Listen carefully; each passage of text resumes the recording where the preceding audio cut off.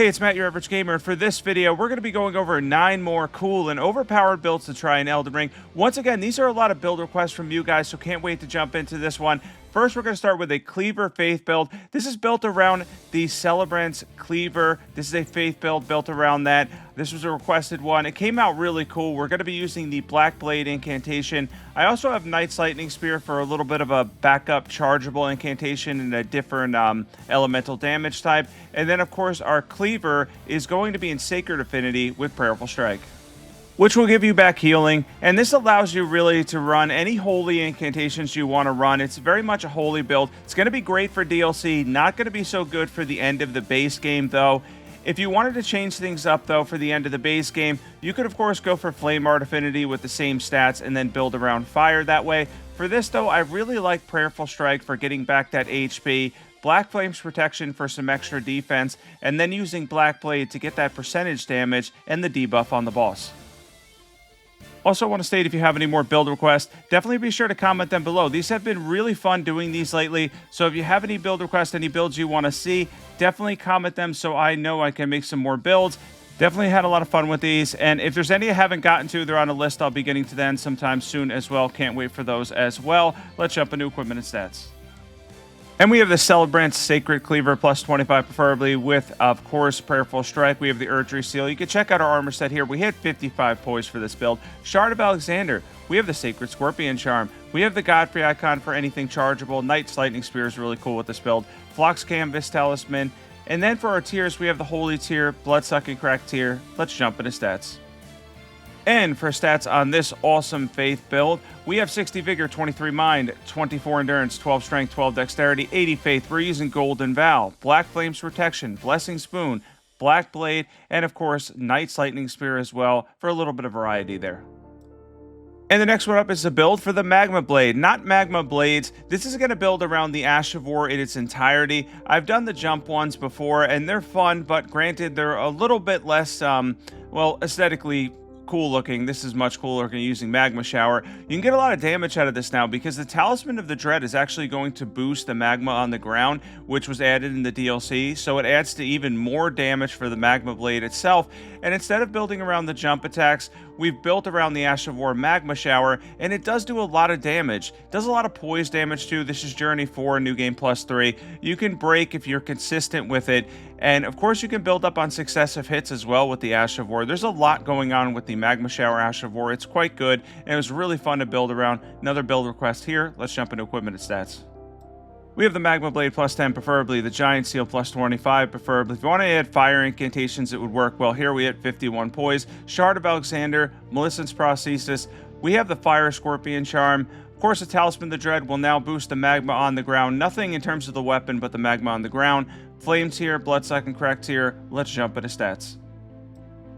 And for stats on our Magma build, we have 60 Vigor, 23 Mind, 28 Endurance, 40 Strength, 20 Dexterity, 45 Faith. We're using Golden Vow, Halasabiri, Blessings Boon. This is a really fun one. I love building around this Ash. Definitely worth trying if you want to farm for one of these. It takes a bit.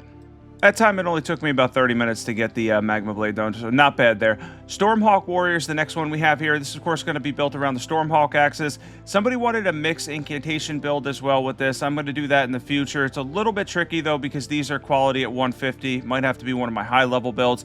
These are really fun to use. They're not super overpowered, but you get some added lightning damage if you use 2 of them, and then you basically get a Stormcaller like Ash of War. Does a little bit of poise damage, does some lightning damage and whatnot. All around, they're not bad. They're not super overpowered, but they are really fun to use. Seriously think if you try these out, you'll enjoy them. It's worth a try for sure. Now, this isn't something that I'm going to run on New Game Plus 7. This is Journey 4. I mentioned that before. New Game Plus 7, I'd probably fade these because they're a little bit on the weaker side. You can make them decent, though. The jump attacks with them are pretty good. And if you activate the Ash on both weapons, the left-hand one first and then the right-hand one, you'll have decent AR in each because you get that added lightning damage, which is really cool. And the Ash of War can build up a lot of damage. Granted, it is kind of slow, but again, really fun to use. Let's jump into equipment and stats. We have the Stormhawk Axis, plus 10 preferably on both. We have the Gravelstone Seal. We have a really cool armor set. Check it out here. Part of Lionel's set, Champion Pauldron and Malachite's Helm. Shard of Alexander, Lightning Scorpion Charm. We have the Claw Talisman. We have Millicent's Prosthesis as well. You could build up on successive hits with the dual moveset too. Lightning Tier, Blood-Sucking Crack Tier. Let's jump into stats. Now, the lightning stuff will only boost it by a little bit. It only has a little bit of lightning damage, but it's a nice little boost. 55 Vigor, 25 Endurance, 40 Strength, 45 Dexterity, 30 through Faith, Golden Vow, Hellish Berry, Blessing's Boon. For the guy that only uses the Longsword, somebody commented that they only use the Longsword since the Dark Souls games and now in Elden Ring as well. So I decided to make a cool Longsword build using Flame Skewer. On top of that, we have the Twin Bird Kite Shield. Now, the Brass Shield would be better, but I wanted to mix it up in this case. Gives you a little bit of ability to block some attacks, while also following up with a really cool Ash of War. And then, of course, since we're a Faith build, you could throw something in like Giant's Flame Take Thee, one of my favorite incantations. Of course, you've seen that in my videos before, for massive fireball damage.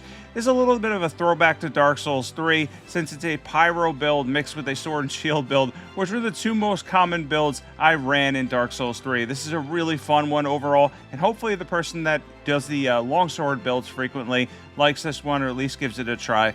This was definitely one of my favorite ones on the list too. I really like the look of having the knight set with a little bit of fire and defense. We have the Flame Art Longsword plus 25, preferably with Flame Skewer. We have the Twin Bird Kite Shield. Brass Shield's better, but this isn't bad. We have the Giant Seal. We have the whole knight set on, 51 points. You get it at the Round Table Hold. Shard of Alexander, Fire Scorpion Charm. We have the Godfrey Icon.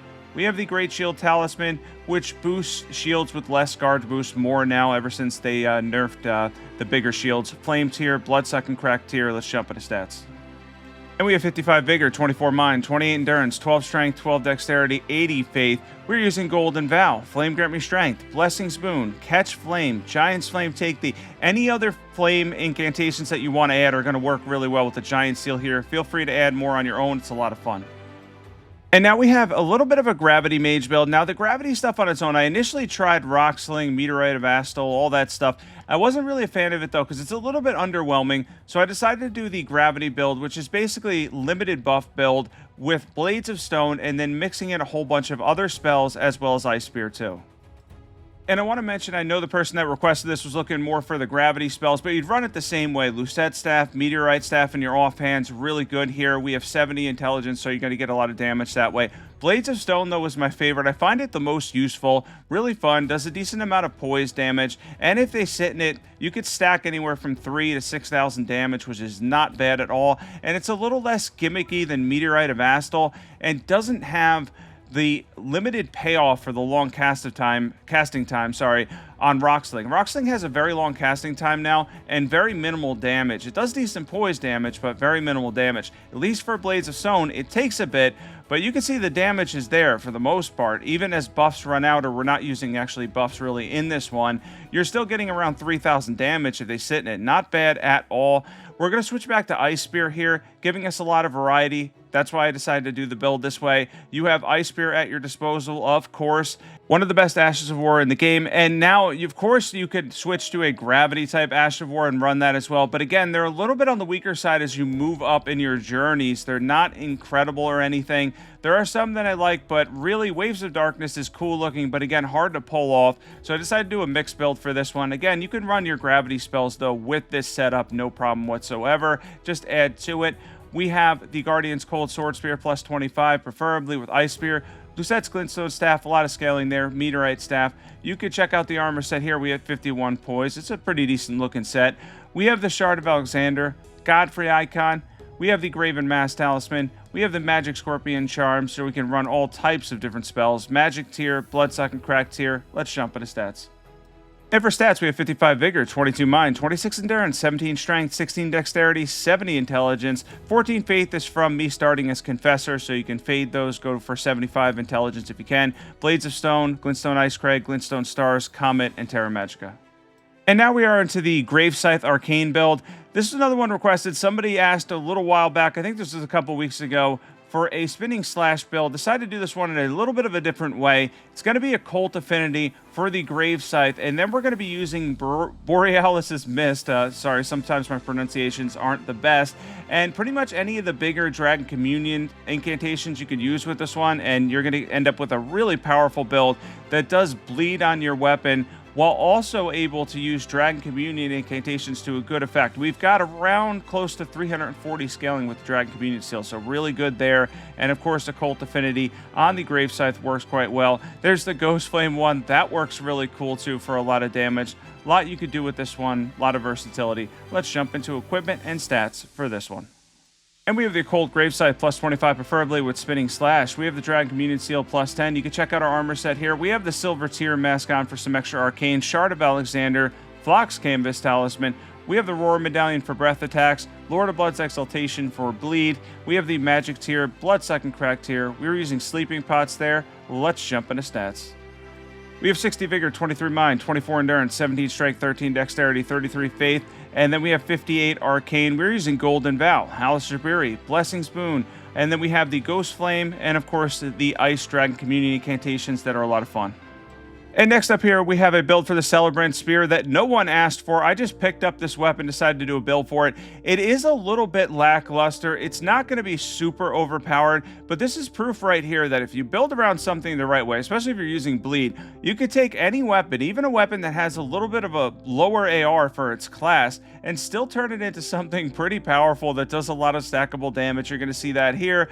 On multiple swings, there's another 12,000 damage. It's pretty impressive for a small, light spear that doesn't have a ton of AR.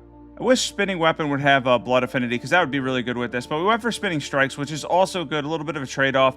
Does take me a second here to take down the other Godskin, the Godskin Apostle once he's back up.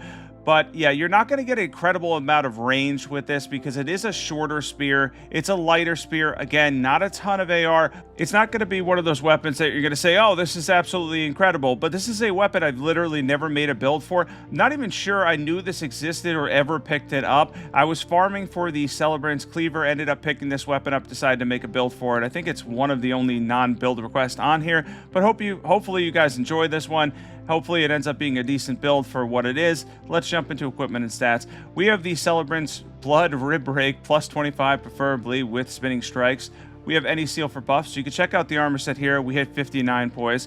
Shard of Alexander, Millicent's Prosthesis, Lord of Blood's Exaltation. We have Wingsword Insignia. For our tiers, we have the Thorny tier, Bloodsucking Crack tier.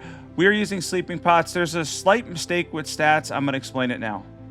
And we have 55 Vigor. It's supposed to be 28 Endurance and 20 Mind. I flipped those, didn't realize it until I went to record this video.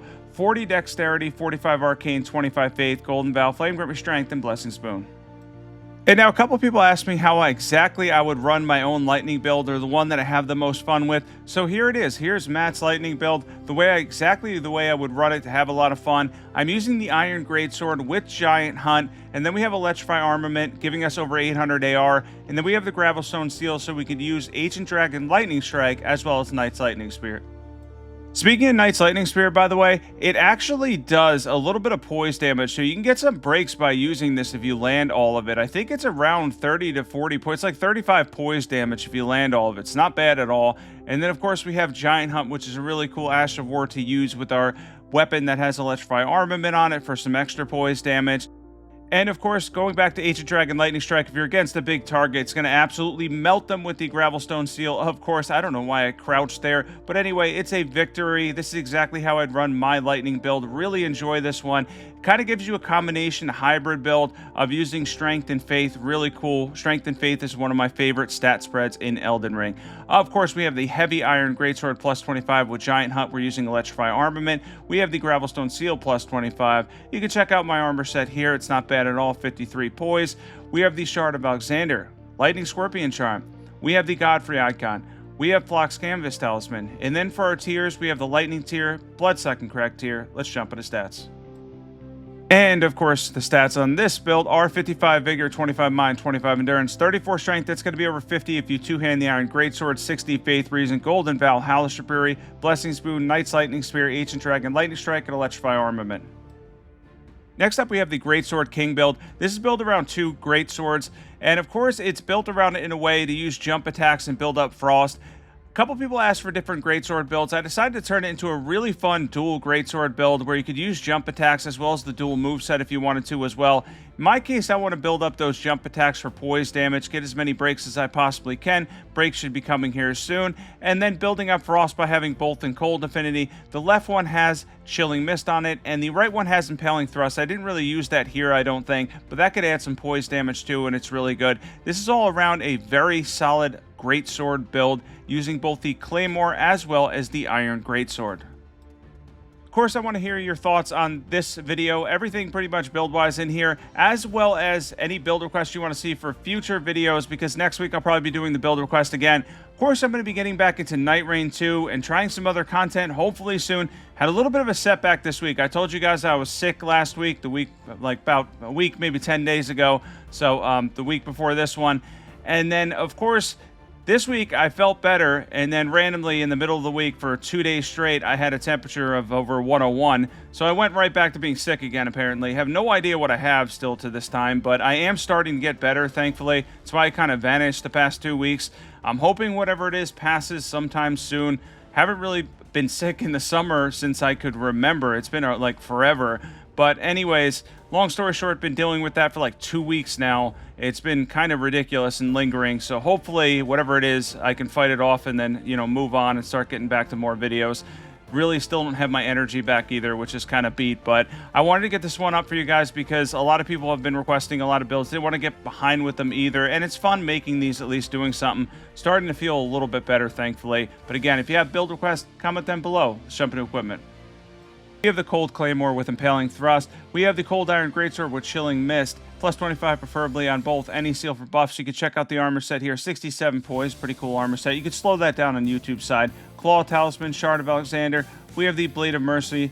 Arsenal Charms +1 or Great Jar's Arsenal if you have it. Green Burst Crystals here. Opaline Hearts here. Now, it'd be better if you have something like the Raptor's Black Feathers. I just like the style of this look. 60 Vigor, 19 Mind, 31 Endurance, 45 Strength. We have 20 Intelligence, 30 Faith.